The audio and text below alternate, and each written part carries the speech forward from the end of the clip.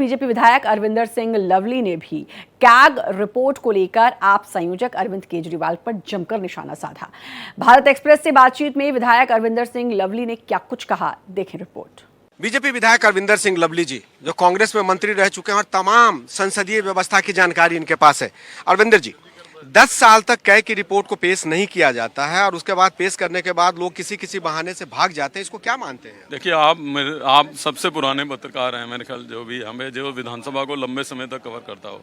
आप भी बता दीजिए, आपने अपने पत्रकारिता के जीवन में ऐसा कोई आम आदमी देखा है जो ये कह के आया हो कि हम स्वराज लाएंगे, हम सरकारी फैसले भी लोगों से पूछ के आएंगे। वो विधानसभा के पटल पे अपने सरकार का लेखा जोखा ना रखे। 10 साल से सीएजी की रिपोर्ट, ये दुनिया में कहीं एग्जाम्पल नहीं होगा, देश की किसी विधानसभा में, लोकसभा में एग्जाम्पल नहीं होगा कि कोई सरकार अपना लेखा जोखा रखने से भी कतरा रही हो।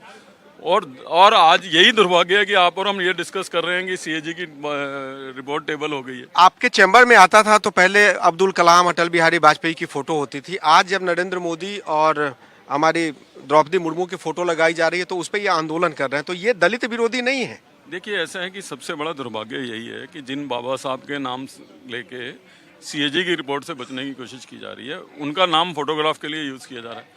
बाबा साहब सबके सम्मानित हैं, उनकी फोटोग्राफ लगी रहे, इसमें क्या दो राय हो सकती है।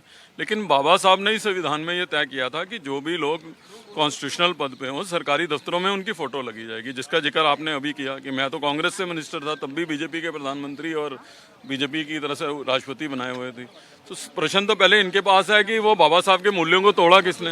यही आपसे एग्जैक्टली कह रहा हूँ, इसीलिए सीएजी की रिपोर्ट नहीं रखते थे। आपको याद होगा, जब मैं मंत्री था तो डीटीसी फायदे में थी, जल बोर्ड फायदे में था, आज जल बोर्ड घाटे में है, डीटीसी घाटे में है, तो घाटों के अलावा कोई है ही नहीं।